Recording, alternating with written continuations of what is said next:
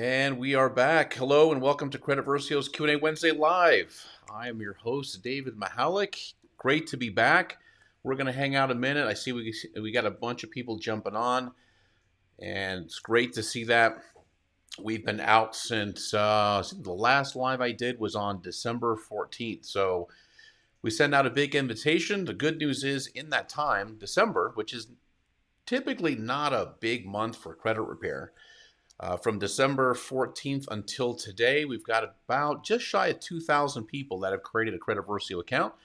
So we've got a lot of people that have decided to jump in, take charge of their credit, start off 2023, and have a goal to make it a little bit better than 2022. And that's what I'm here to help you do.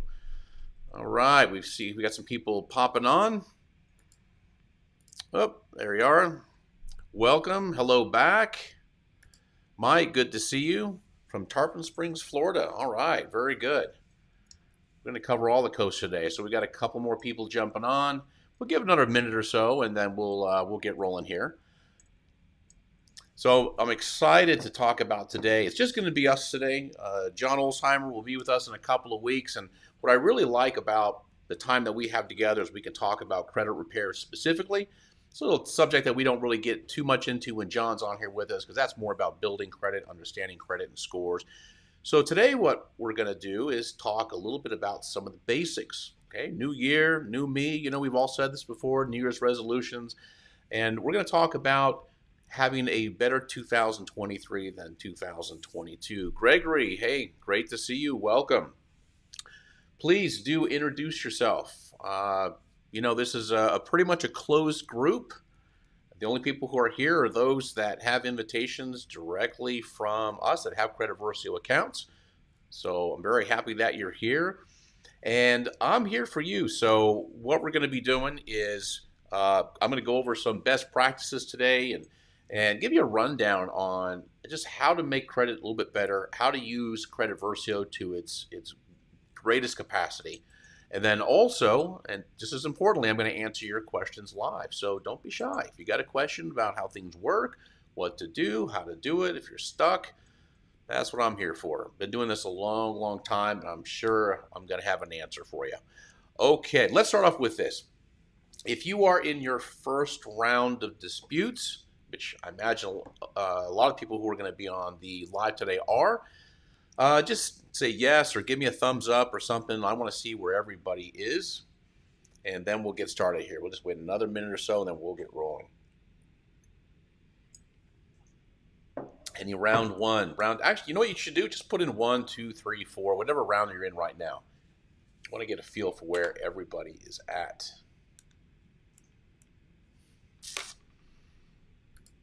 Okay. RD, I'm going to assume that is a round one. Okay, really good. Perfect. We got a few more people jumping on. Round 6, Cliff. Cliff, you are about done, my friend. I appreciate you being a regular. You've been here the whole time, I think. Your name is very familiar. I know that you've asked me and John some great questions over the months that we've been doing this. So Cliff, round 6, here's what Credit Versio is designed to do. Credit Versio is really designed to go out about 4 or 5 rounds. Now, it will go further if it sees errors. So if you get a dispute reason and it's got an error next to it, that means it found something. That's actually a good thing. A higher probability of getting some kind of a result in your favor if you see an error, especially when you're in round 4, 5, and 6. What that means is that Credit Versio, and this is one of the magical things about Credit Versio, is it's looking at that, let's just say, 3rd credit report or 4th credit report. In your case, Cliff, it's maybe your 5th or 6th credit report, and it's comparing that to all the previous credit reports to see if anything changed, anything of substance. Things change naturally, but did anything change in a way that could be a discrepancy, that could be a reason for a strong dispute, could be a reason for a deletion, maybe. So if you see that error on there, keep your eyes out. If you're not seeing that, here's what I suggest that you do. First of all, keep that smart credit account open. it's no point in, well, I'm not saying there's no point, but really, if you've done all the work to improve your credit, make your situation a lot better, monitor it, keep it open. So I personally, I've had my Experian app, because there was no smart credit back when I was doing my personal credit repair, which is over a decade ago. So smart credit didn't exist back then, but if it did, that's what I would have. But as it is, I've got Experian. I've been paying that $24.95 a month for, I think, 9 years, something like that, and I love keeping an eye on it. Anytime something changes, I like that monthly update. And if it's not smart credit, have something, but smart credit's a great tool to have. And the other thing too is, month after month, Credit Versio is going to keep an eye on things for you. Okay, we've got, all right, we got a good group. Okay, so let me start out by, you probably heard me say this before. If you're brand new, this is one of the cutting truths that I like to talk about, and that is that our credit report, yours and mine, plays a huge role in so many areas of our lives. Our insurance companies, our landlord, mortgage broker, our bank, even our employers are looking at our credit report to see how we honor our obligations. Okay, do we keep our word or do we not? Okay, having great credit is critical these days because credit reports have become a lot more than just a credit report. They've become character reports. They become reputation reports. Why do you think they pull credit reports when they do background checks? Not on all jobs, but if you want security clearance or you have a job that's going to pay you over 70, 80 grand, you better bet they're going to look at that credit report. They're not going to see a score, but what they're going to see is a pattern of behavior, because those credit reports tell the story of what we do when we're entrusted with credit. That's why we do these weekly live Q&A sessions. So this is our weekly Credit Versio Q&A. Now, we've been out of it for a while because of the holidays, but we're back now. We go every Wednesday live, and this is for January 4th, both on YouTube and Facebook. And my name is David Michalek. I'm a consumer credit expert with over 10 years experience. I've conducted well over 10,000 one-on-one credit consultations, millions and millions of disputes, tens of thousands of inaccurate and unfair accounts being deleted as a result of those disputes. I'm looking forward to sharing with you what I've learned over the years. And during this Q&A, feel free to ask whatever questions you want, and I'll get to them. Okay, so I see we got some first-round people in here. Cliff, yep, that's correct. Gregory, it said all mine have dropped off like you predicted, except for B of A on their last year before dropped off. Yeah, listen, if you've got something that's 6 years old, 5 years old, actually, this goes back to a great comment that I saw on one of our Facebook ads today. It was a really good question and a legitimate question. And the question was, it's kind of a long post, was, hey, I want to start this. I want to start working on my credit, but I'm a little concerned. Is there anything that can happen negative if I start to dispute things? And generally speaking, the answer to that question is no. There's nothing punitive about disputing accounts on your credit report. You have that right. That's a right given to you, me, under the Fair Credit Reporting Act of 1970. So the bureaus and the data furnishers, that's AKA our creditors, are all obligated to respond in a very specific way. There's tasks that they have to perform anytime you submit a dispute. And the burden of proof, the burden of performance is always on the furnisher. Now, swinging back around and answering that question, is there anything negative that can happen? Well, yeah, I can think of two things. Number one, and Cliff, this was inspired by you. What happens if, say, you've got a charge? I'll give you a classic example. I've seen this many, many times throughout my career. Somebody who's got a credit card that was charged off. It's a 15-year-old credit card. It went into default about 6 years ago.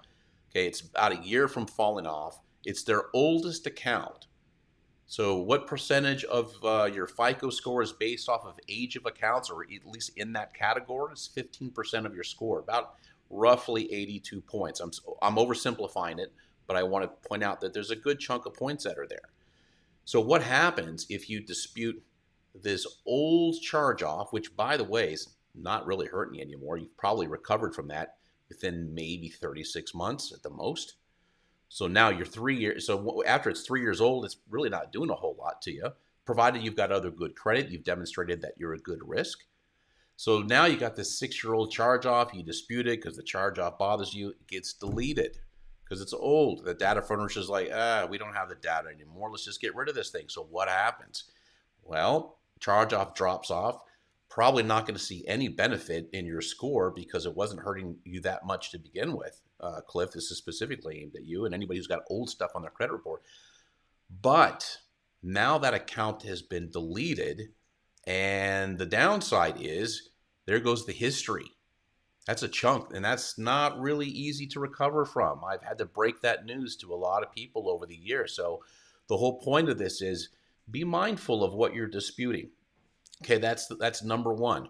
Number two is if you've got an account that, I'll give you we'll just use a charge-off example again. I've seen this a couple of times where it's a charge-off. Let's say it's marked as a charge-off on Experian and Equifax, but TransUnion doesn't have it as a charge-off, just got a bunch of late payments, and you dispute it.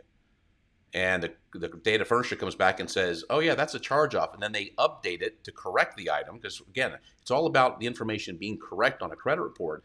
And it was just a 90-day late status before. Now it's a charge-off status. So you might see a score drop. So if you see something that it is actually really negative and it's just not reporting that way, probably don't want to touch it. I mean, they can change that at any moment if they do some kind of a system update, but don't go up there and smack the crap out of the beehive. You might not get the result, or not like the result that you get. Okay, let's see. RD received a response saying we came to this determination because the language of the letter is similar, identical to those received previous. No investigation will be conducted. What's next? Great question. Okay, that's going to get into, so RD, let's just hold on to this for a second because this is going to go into some of the things that I'm going to talk about today. The first one is simplicity is key.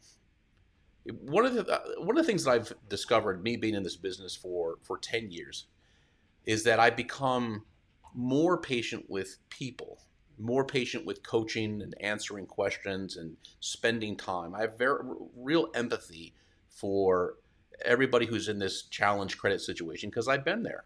I remember how horrible it was. I remember, you buried my head in the sand for 4 years, I think maybe even 5 years.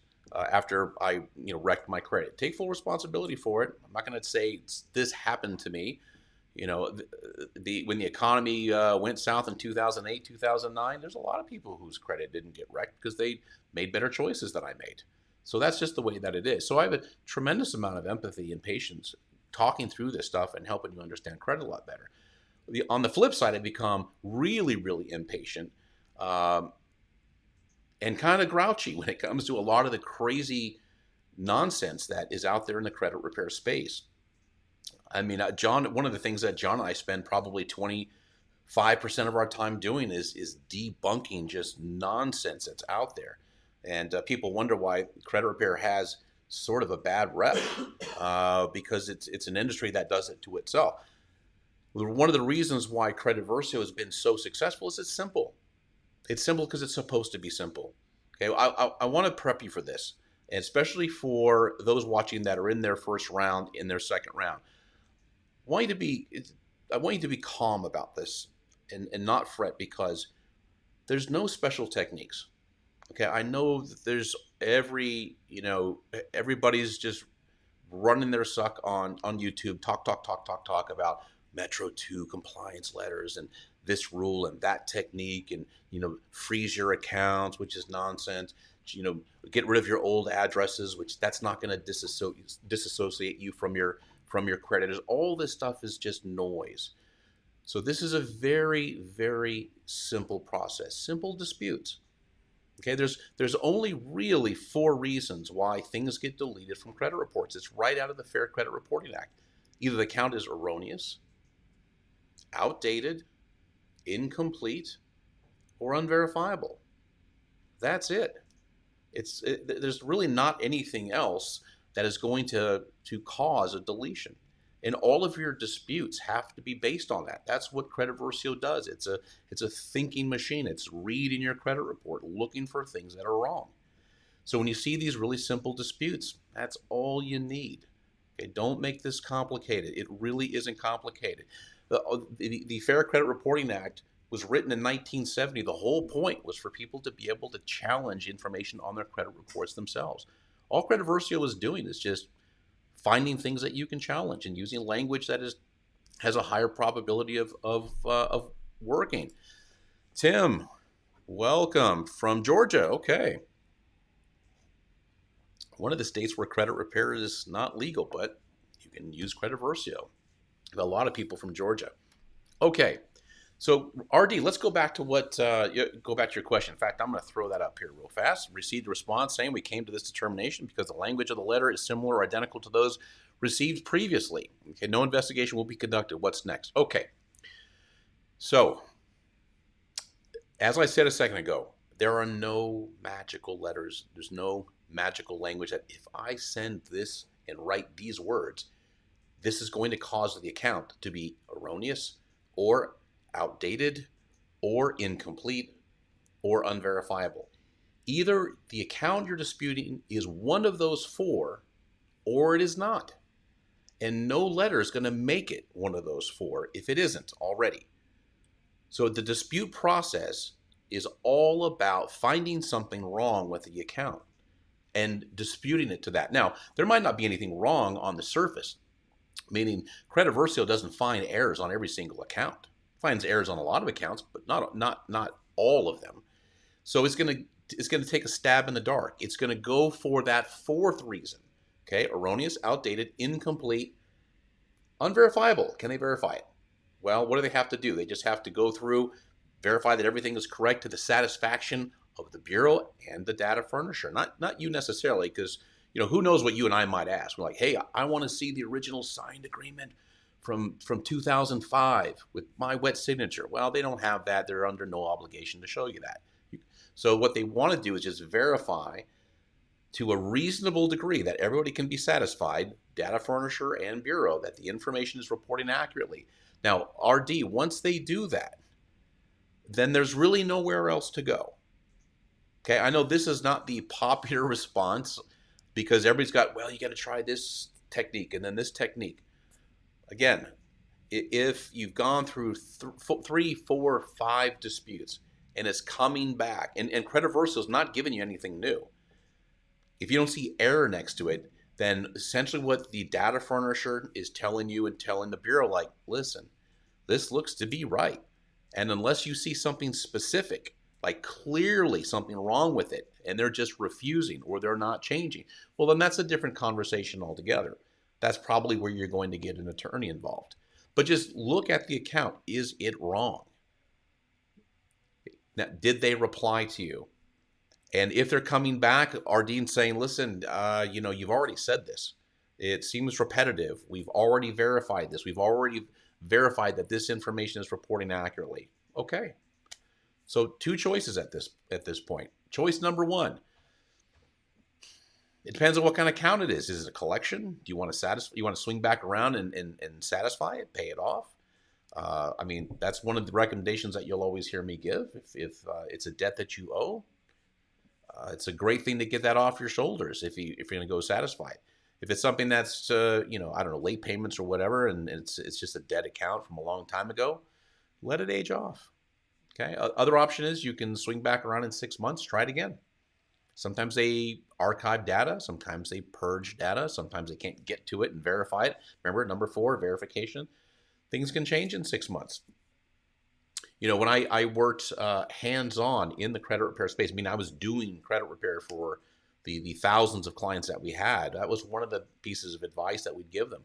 Most of the things that come off credit reports usually happen between month number 1 and month number 4. That's the bulk of everything that comes off. And you might get a few things, 5, 6, but it's, it happens, but it's not really the norm. Well, at that point, what we would do is, hey, tell our clients, take a break. Okay, let them forget you for about 6 months and then come back, give another try. Okay, that's my advice to you, RD. Don't beat your head up, against the wall. Like, what can I say next? What can I write next? What's the next move? Probably isn't a next move. Especially if it's gone through 4 disputes, you're probably done. Okay. All right. Bradford. Hey, welcome from Baltimore. Nice to see you.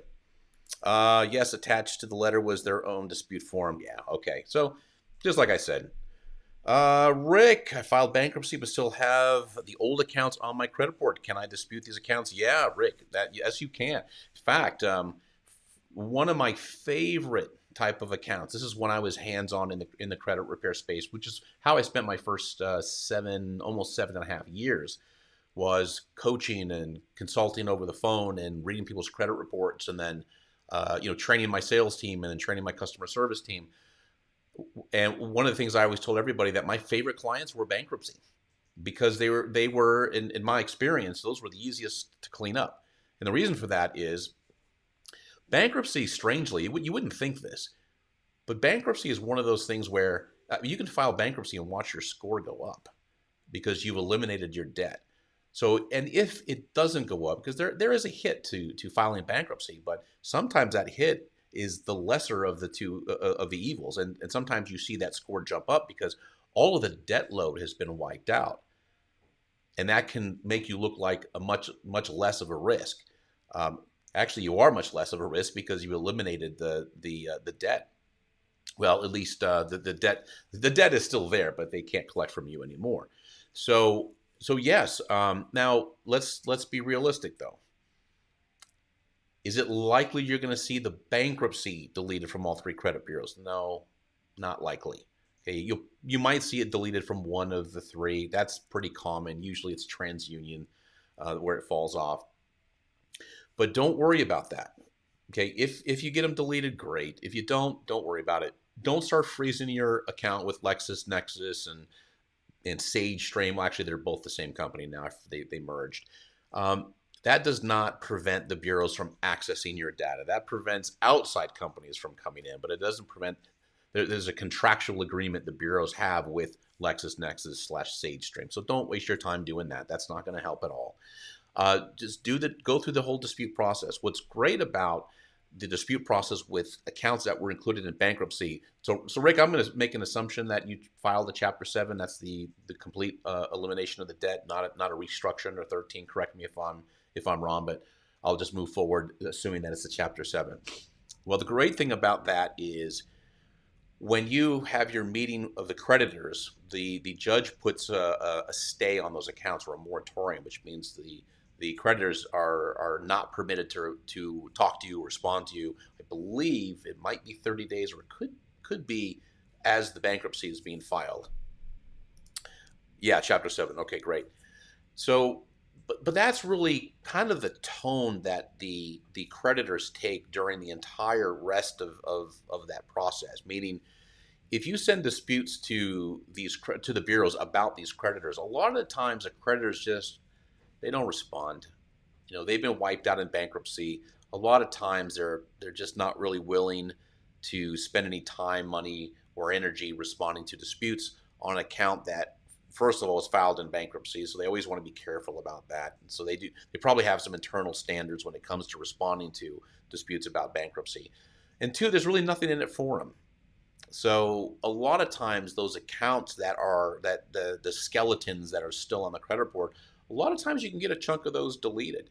And yeah, it matters a little bit, but really your best bet, Rick, the highest thing that you can do is rebuild. Okay, rebuild credit, demonstrate that you've learned, figuratively. I mean, this isn't making any judgments, but who knows what causes the bankruptcy. People lose jobs all the time. People get sick. I mean, all kinds of things happen. But the way that the way FICO and Vantage Score and the way creditors, as a general rule, look at it is they don't look at it as positive, as anything positive. Obviously, there's a saying that no bank is a story bank. They don't care what you went through. They don't care that maybe you were injured or you got seriously sick and you had to exercise your ability to your right to file bankruptcy to get protection from your creditors. They don't really care what that story is. They're just looking at the fact that there's a bankruptcy on there. And really what everybody is looking at, Rick, is how do you move forward? What do you do to move forward? Okay, well, two things. Have the best restoration/repair you possibly can. Okay, Credit Versio is going to help you with that. And rebuild. Make sure you go through your coaching videos in the tutorial section. Have somebody add you on as an authorized user if you can. If not, if you don't have anybody in your life like that, that's fine. Start getting a couple of secured credit cards. Don't need to get a big limit. Whatever the minimum is perfectly fine. And then just let it take time. I've seen people with 780, 790 credit scores with a 4 or 5 year old bankruptcy. Okay, so it's possible. Bankruptcy does not hurt as much as people think it does. In fact, it's one of the easier things to recover from. A lingering like 90, 120-day late payments on a credit card and then eventual charge off is something that carries a tremendous amount of weight. When you wipe things out with a bankruptcy, it's just done. Everything is done from that point on. And now you have a clean slate. Just build smart. Now, one of the things you don't want to do, let me caution, because I've seen this happen before too, is people file bankruptcy and then a year or two later, they're back in a bad credit situation. And that's just bad news all day long. So just make sure you make smart moves going forward. Okay. Let's see. Matt, can a debt buyer who has posted their collection with a CRA list a past due amount on the posting? Is this a violation? No, it is not.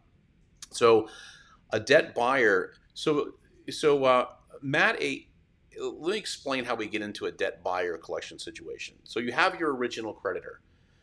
That debt that let's say I've got, I'll use a real life example from back when I did my repair. So I had a American Express account that was charged off, sadly. I forgot how much it was. Let's say it's a few grand at least.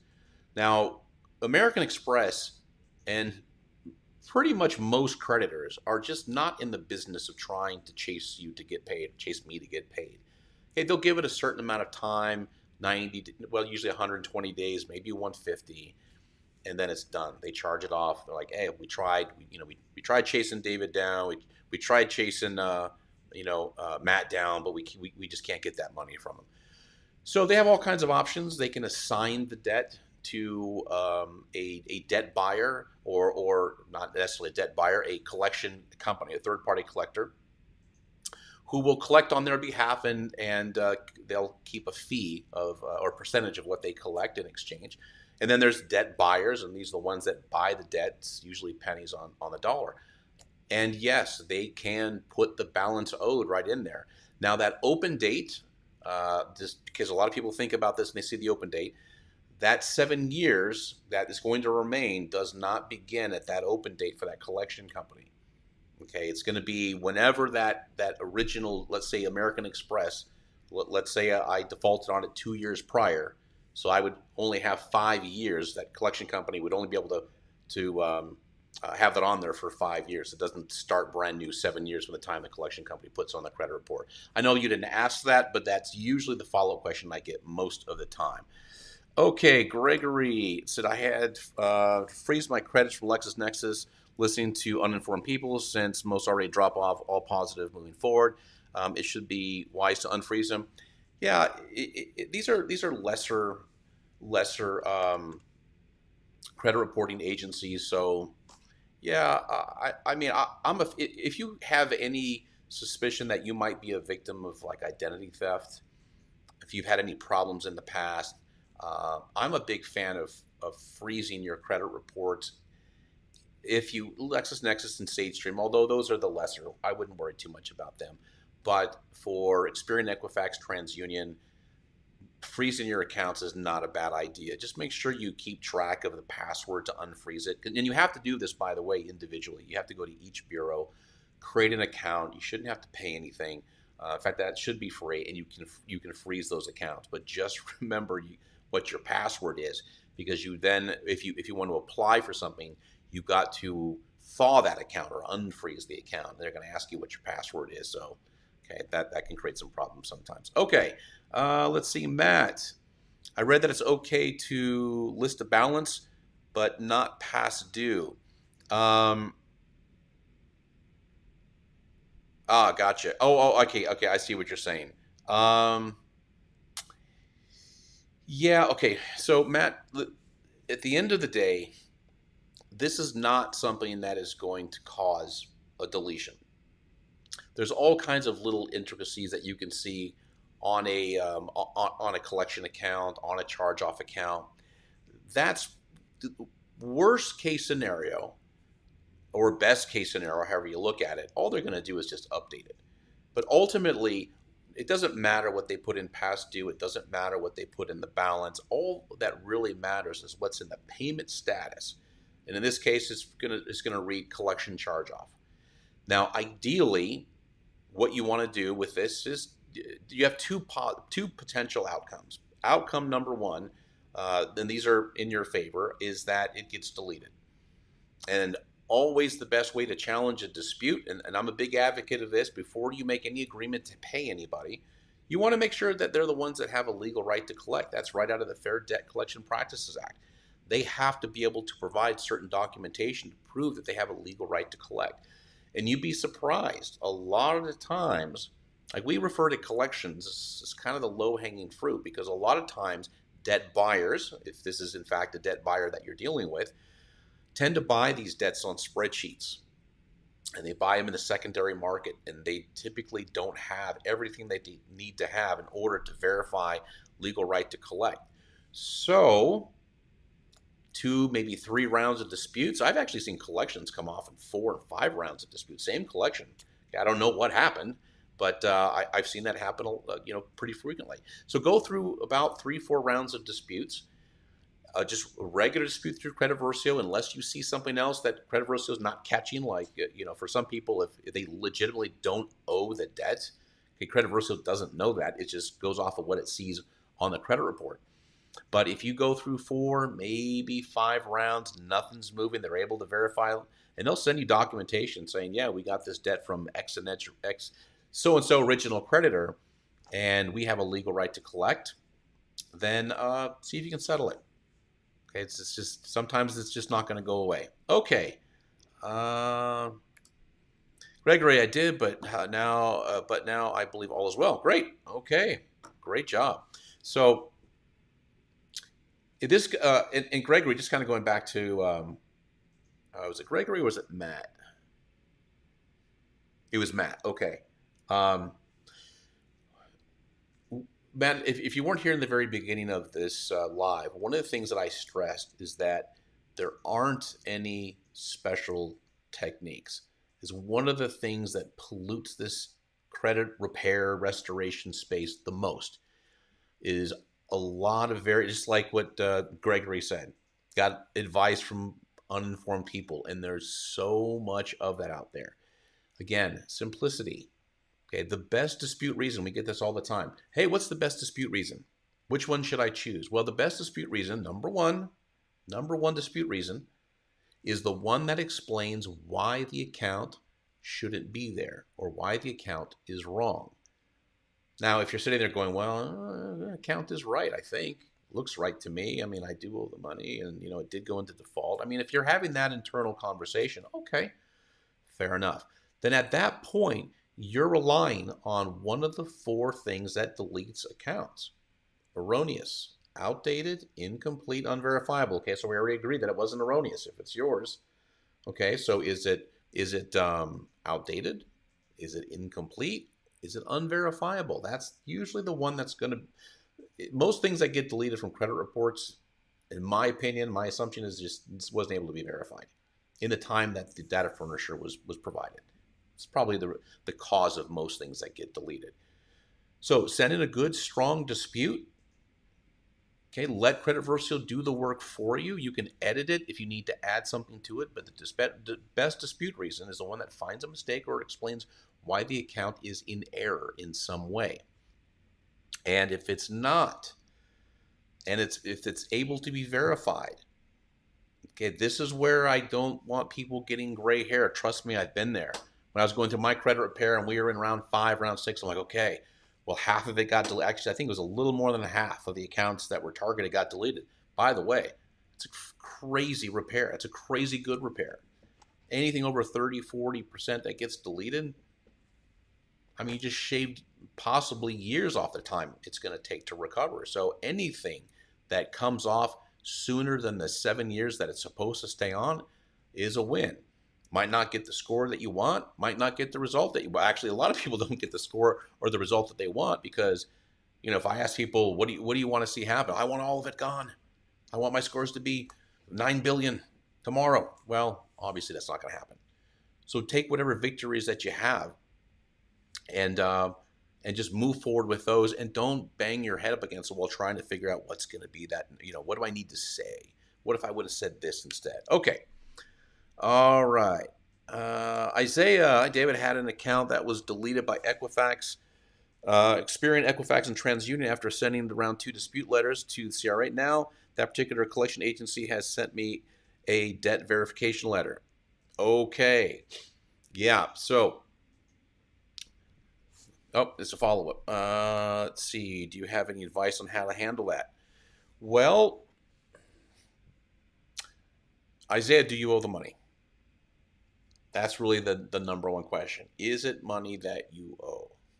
Okay, this is where the conversation that I tend to have on these Q&As tends to go in a direction that a lot of people aren't expecting. If you owe the money, now if it was deleted, well, there's a couple reasons why that could have been done. So Isaiah, was that collection deleted from the company that just sent you the debt validation letter? Was it deleted? Same account, same dollar amount, same everything. So let me know, yes or no, if it's the exact same.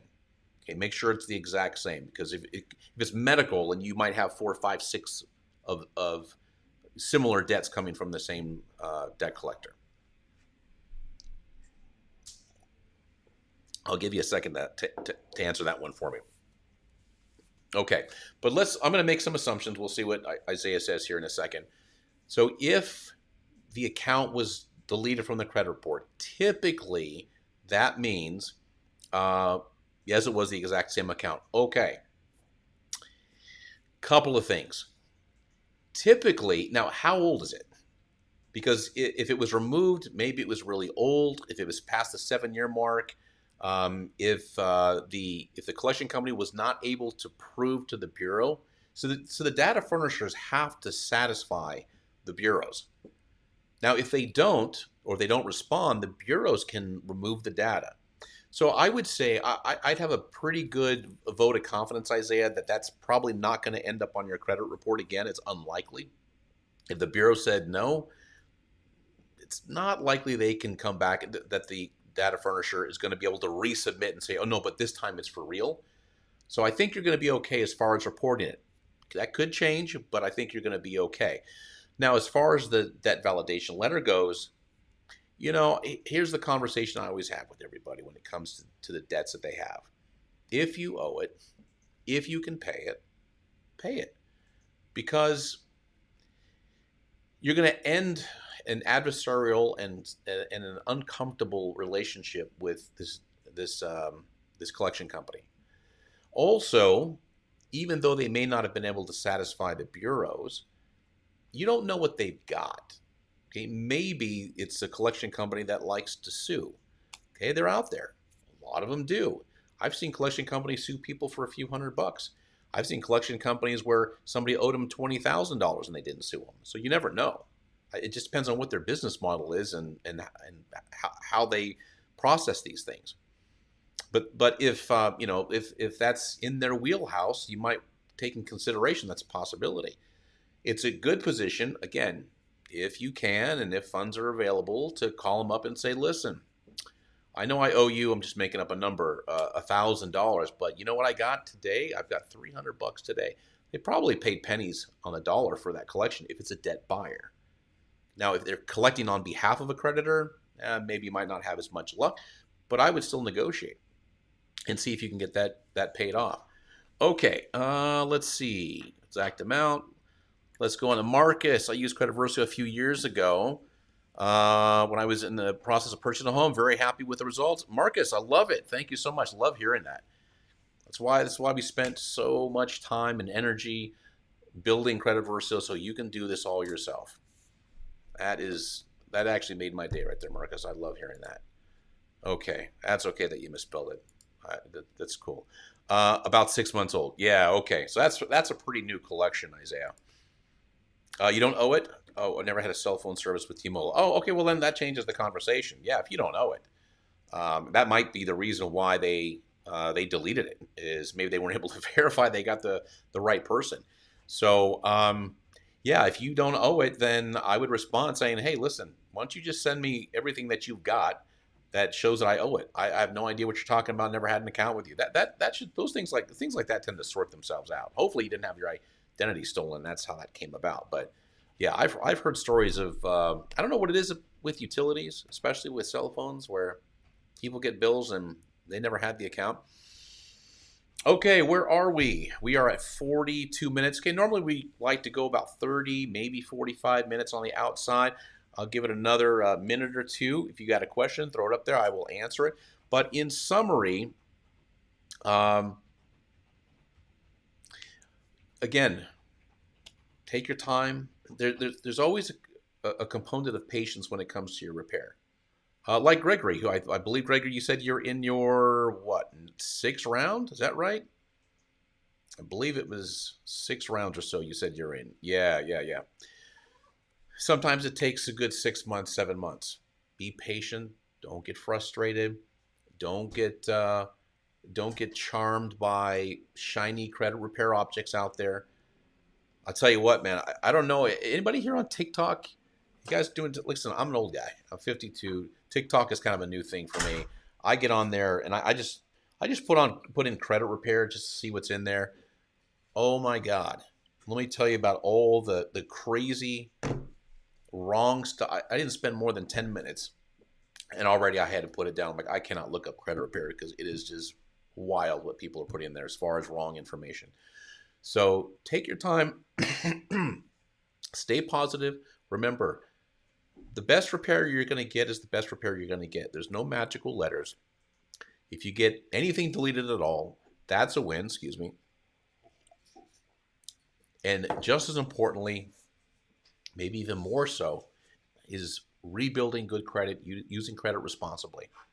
Okay, let's wrap up with also a happy Credit Versio member. The program made the dispute process simple, thorough, and easy. Thank you, Isaiah. I love hearing that. Gregory, 2 years, low 510 to 720. That's amazing. Listen, you're in the premium level now. So premium or actually you're within a stone's throw. 740, 750. That's your elite score. Everybody thinks, "Oh, I got to get to 850." No, you don't. You don't even need to get to 800. Everything that you want, every premium thing you want, like the best interest rate on a car loan, the ability to get that credit card that you want, provided that the other things are in line, the financial side's in line. The best rates on anything, personal loans, mortgage, all of that exists at 750-ish. Everything after that's just showing off. It's just gravy. It's just extra. Okay, there's a handful of little things out there that are more obscure that they like to see, like a 780, but for the most part, you're going to get everything that you want right around the 750 mark. And yeah, Gregory, you're so close. Congratulations. That's solid stuff. Okay, so we're all set. Good group. Wow, we got a lot of people watching today. If anybody has any last minute questions, I'm happy to answer them. If you want to drop off now, that's we're pretty much at the end of the live. That's perfectly fine. I'll hang on another minute or so if you have a question you wanna ask.